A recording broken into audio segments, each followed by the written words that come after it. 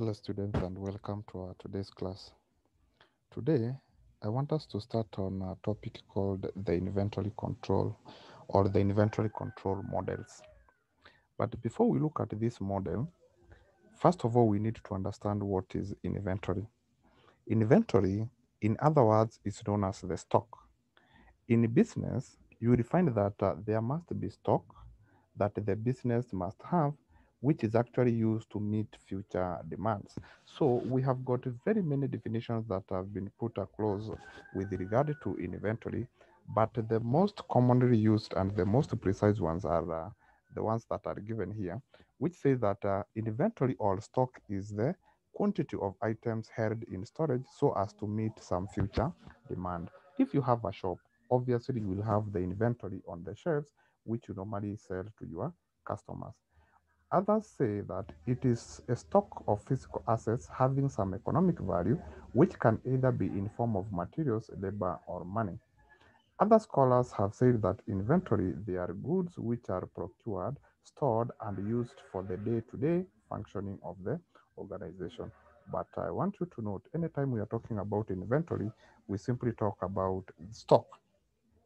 Having said that, we now need to know more about the inventory control. Why is it actually, first of all, important to control inventory? One thing you should be able to realize is that inventory is going to have some advantages when you have it, and is going to have some disadvantages when you have it. So it is the function or the role of the management of the business to ensure that the quantity of inventory that the organization is having is actually the optimum or the best. If you have a lot of it, then you are going to be disadvantaged as a business because of what we normally call the holding cost. There is the cost that is going to be associated of having those stocks in your business. At the same time, it is also very risky to have very few inventory. So in this case now, we need to control the inventory such that we have the best quantity. It is not either too much nor too little. So in making inventory decisions, we normally focus on how much to order, when should we order them, and how much safety stock should be kept. When we talk about safety stock, it's also known as the buffer stock. You cannot wait until your stock is zero. That is when you order for more. There is a point whereby you are going to order such that by the time those goods that you have ordered have arrived, you have actually some stock to use within those periods. You'd find that ordering and delivering the goods maybe takes 2 days. If I order today, it's going to take 2 days for that order to be delivered. So I need to place an order at the point whereby I have enough stock to take me through those 2 days as I wait so that I don't suffer what we call the stock out. So the safety stock is the stock you keep, which is actually going to be like a buffer. It is like a caution, and it is actually meant to take you through the ordering period or the ordering period. And now the reasons that we can ask ourselves, why should we hold the stock? Why should we have inventory? Number one is to ensure that we have sufficient goods available to meet anticipated demand so that our customers, they don't come and then we tell them the item is out of stock. To absorb variation in demand and production. So we need to have actually a stock which is going to be enough to cater for the variation in demand. Actually, you can find a case whereby the demand of the item is very high. If we don't have enough stock, then we are not going to meet that particular demand. To provide buffer between production processes, to take advantage of bulk purchasing discount. In some cases, when you buy goods in a large quantity, you enjoy some discounts. So many organizations will buy goods in large quantity and they have them as stock so that they can be able to enjoy the discounts. And to meet possible shortages in the future, if you anticipate that a certain item is going to be out of a market in the near future, then you buy a lot of it right now such that it can take you through a longer period as the shortage period is actually coming to an end. Also, to absorb the seasonal fluctuations in usage or demand. Some items you find that they are on season, and after a few time period they are out of the season. So you can find a case whereby you buy a lot of them when they are on season, and then when they are out of season, you have actually the stock to take you through to enable production processes to flow smoothly. When you have actually stock, especially the raw materials, when you have enough raw materials, you'll find that your production is going to be very smooth. You are not going to have stoppages as a result of lack of the raw materials. And as a necessary part of the production process, without stock, you cannot actually conduct the production, or you cannot conduct the business. And also is a deliberate investment policy, particularly in times of inflation or possible shortages. Now that we have said that, we can also talk about alternative. Other reason as to why we have stock is obsolete items are retained in stock.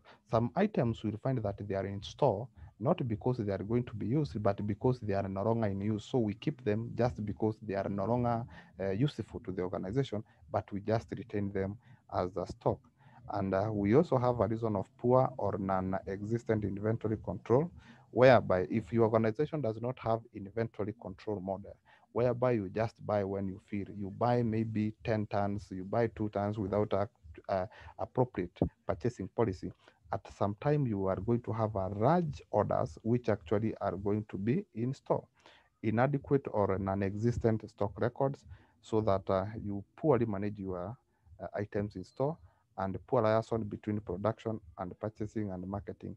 If there is no actually very proper liaison between production, purchasing and marketing, remember, purchasing department will purchase the raw materials, production will convert those raw materials into finished products, then those finished products are going to be sold by the marketing department. So these three departments are supposed to work in harmony, such that the marketing department should tell the purchasing or the production department the demand, how much of the item is needed in the market.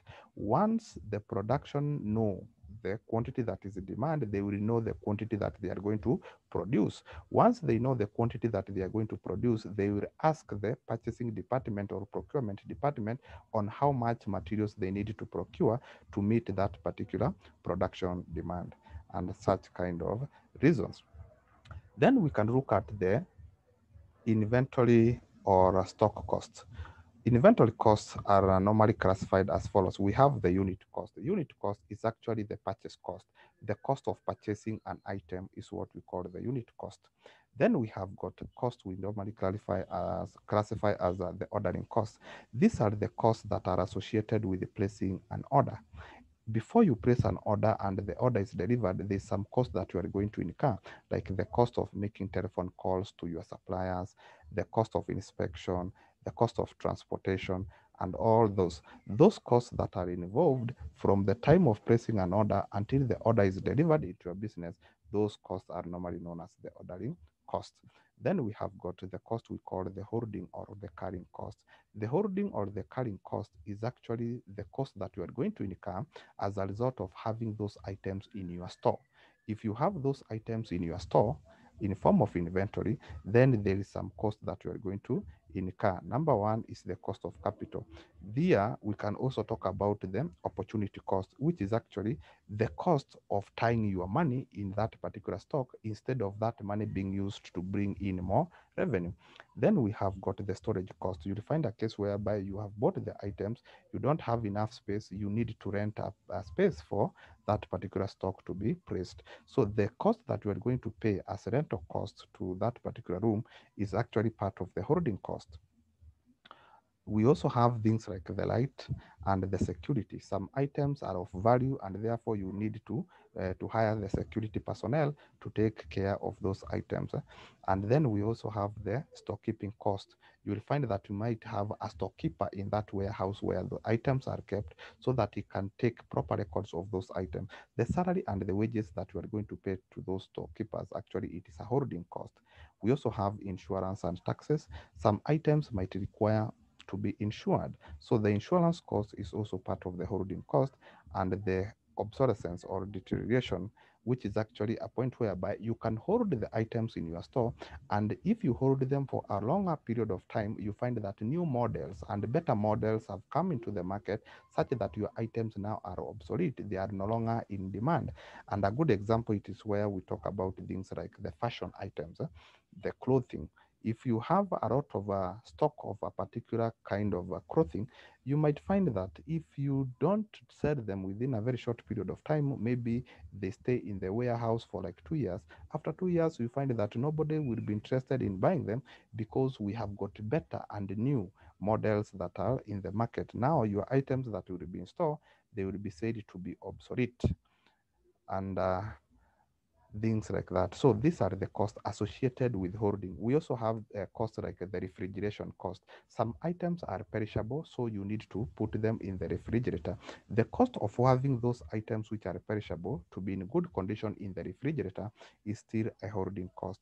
So you need to understand that the holding cost, it is the cost that you are going to incur as a result of having those items in your store or warehouse. Whereas the ordering cost, it is the cost of bringing the items to the warehouse. Now, one thing you would be able to understand is that the holding cost and the ordering cost, they actually move in opposite direction in terms of a unit cost. Here, the more we order, the lesser the ordering cost. The more we order, the less we are going to pay in terms of ordering cost per unit. But the more we order, the more we are going to pay in terms of holding cost. So here it is a confusion between these two, and that's why we need now to come up with a proper inventory control model. After saying that, we can also talk about the shortage or the stockout cost. The stockout cost is actually the cost the organization is going to incur as a result of not having enough or sufficient items in inventory form. So things like the loss of goodwill. So if customers come and find that you don't have that item that they need, then you are in stock out, and actually you are going to lose your goodwill, which is actually the good name about the business. The potential future sales are going to be lost, and the reputation of the organization is also going to be poor, because people will brand that particular business as a business that does not have enough stock.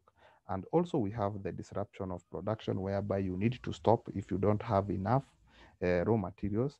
We also have things like the idle time, idle machines, and all that as a result of the shortage or the stock out.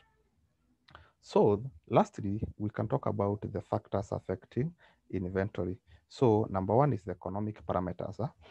The amount of stock that you are going to have is going to be affected by the purchase price. If it is so costly, then you don't have to put a lot of inventory. We also have things like the demand. If the demand of your items that you produce is high, then you need to buy more inventory so that you can produce more to meet the demand that is high.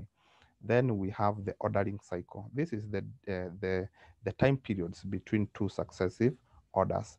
If your cycle is so big, like for example, you normally order after 6 months, then you need to order a big, or to place a big order so that it can sustain you through the 6 months. But if you order maybe weekly, there's no need of you ordering a lot of items, because a week is a shorter period. So you just order a small quantity that is enough to take you through that particular week, and then you place another order.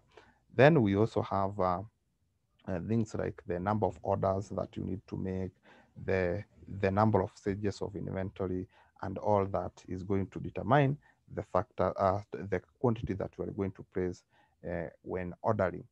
Having said that, we shall now talk about the EOQ, which is known as the Economic Order Quantity Model, which is actually the model that is used uh, in controlling the inventory. So in the EOQ, we shall focus on the annual demand, which is actually the demand for 1 year. We shall talk about the ordering cost and the holding cost. And then we bring in now a model that is going to be an optimum model that is going to give the management the quantity that is good for the business organization in terms of the units they should order at any particular moment.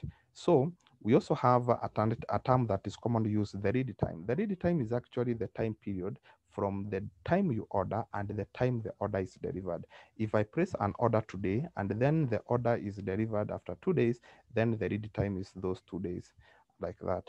Thank you very much.